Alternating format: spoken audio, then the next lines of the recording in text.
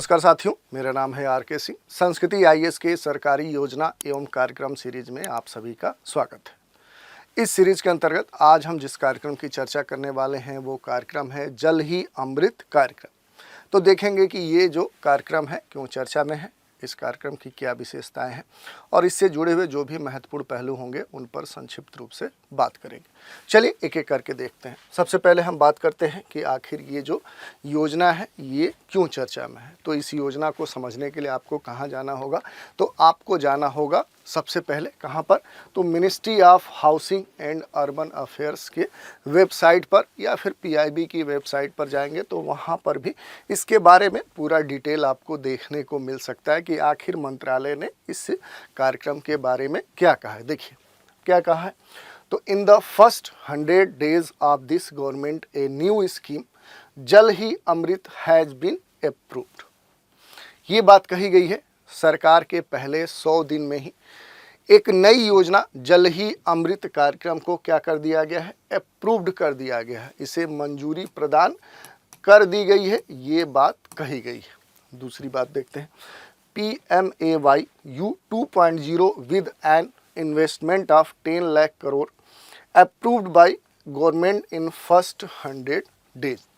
ये कहा जा रहा है कि PMAY 2.0 है, जिसके पहले 100 दिनों में ही क्या है कि सरकार द्वारा 10 लाख करोड़ के निवेश को मंजूरी प्रदान कर दी है और इसी कारण से ये जो योजना है ये चर्चा में। देखिए बात करें ministry of housing and urban affairs की, केंद्रीय आवास एवं शहरी मामलों के जो मंत्री हैं मनोहर लाल खट्टर। इन मंत्री ने ये कहा कि सरकार ने अपने पहले 100 दिनों में ही जल ही अमृत जो कार्यक्रम है, जो योजना है, इसकी शुरुआत की है और इस कारण से ये चर्चा में है। चलिए इसके कुछ महत्वपूर्ण बिंदुओं की चर्चा करते हैं।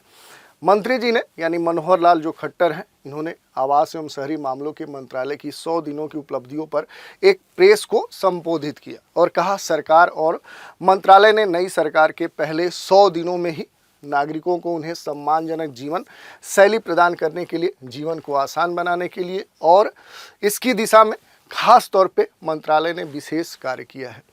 मंत्री जी का ये भी कहना था कि घर की जो बुनियादी आवश्यकता है उसे पूरा करने के लिए जो प्रधानमंत्री श्री नरेंद्र मोदी हैं, सबके लिए आवास का नारा प्रदान किया था और केंद्रीय मंत्रिमंडल ने 10 जून 2024 को 3 करोड़ अतिरिक्त ग्रामीण एवं शहरी परिवारों को घर निर्माण के लिए सहायता प्रदान करने का संकल्प लिया है। तो मंत्री जी का ये कहना था। इसके अलावा अगर बात करें तो केंद्रीय मंत्री ने ये भी कहा कि माननीय प्रधानमंत्री के दृष्टिकोण के अनुसार जो 10 लाख करोड़ रुपए के निवेश के साथ जो PMAYU 2.0 है, ये 1 करोड़ परिवारों को आवास आवश्यकताओं को पूरा करेगा और ये सुनिश्चित करेगा कि प्रत्येक नागरिक का जो बेहतर जो जीवन है वो बेहतर बन सके।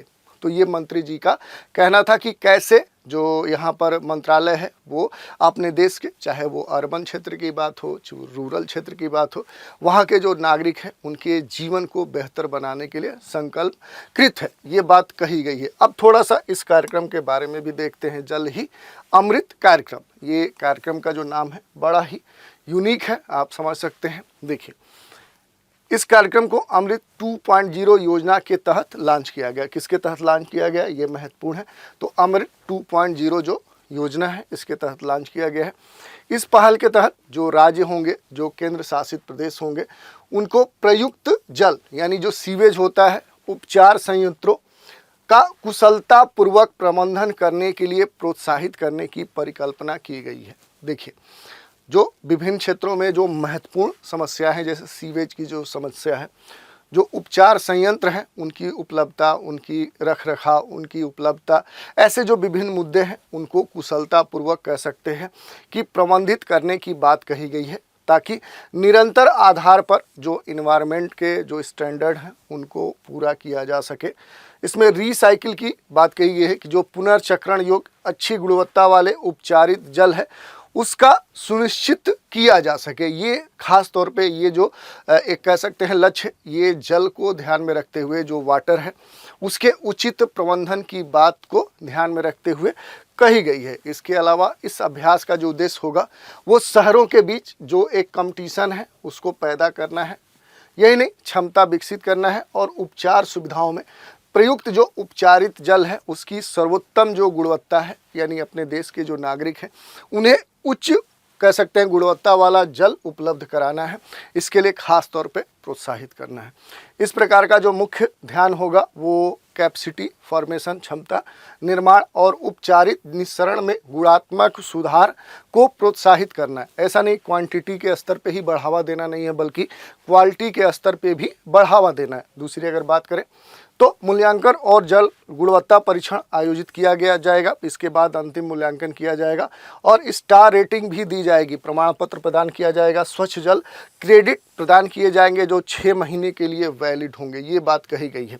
अब इसमें चूंकि बात हो रही है अमृत योजना 2.0 की, तो इसको भी हम देख लेते हैं। ये भी योजना आपके लिए महत्वपूर्ण है क्योंकि इसके तहत ही ये जल अमृत कार्यक्रम प्रारंभ किया गया। तो देखिए, ये जो अमृत 2.0 योजना है इसे वित्तीय वर्ष 2021-22 में वित्तीय वर्ष 2025-26 तक 5 वर्षों की अवधि के लिए प्रारंभ किया गया था, लॉन्च किया गया था। इसे देश के सभी सांविधिक जो शहर हैं वहाँ पर सभी घरों में कार्यात्मक नलों के माध्यम से जलापूर्ति की सार्वभौमिक जो कवरेज है वो प्रदान करने के लिए अमृत योजना प्रारंभ की गई थी। इसका जो पहला चरण है उसमें 500 शहर शामिल थे और उसमें भी सीवेज सेप्टेज प्रबंधन की कवरेज प्रदान करने के लिए खास तौर पे इसे स्ट्रक्चर किया गया था, इसे डिजाइन किया गया था।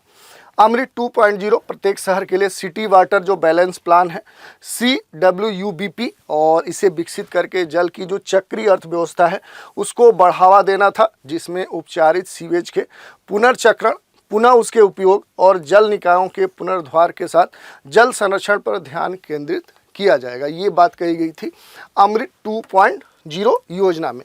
तो इस तरह से हमने आज के एपिसोड में देख लिया कि आखिर ये जो कार्यक्रम है किस योजना के तहत इसे प्रारंभ किया गया है, आखिर इसका लक्ष्य क्या है, इसके उद्देश्य क्या है। इसके साथ ही हमने देखा कि इस कार्यक्रम के द्वारा अपने देश के नागरिकों को क्या लाभ प्राप्त होगा। ये सारे पहलू थे जिन पर हमने चर्चा की। तो आज के एपिसोड में इतना ही। नए एपिसोड में एक नए कार्यक्रम के साथ फिर मिलेंगे, तो आप हमारे साथ बने रहें। इसके लिए धन्यवाद।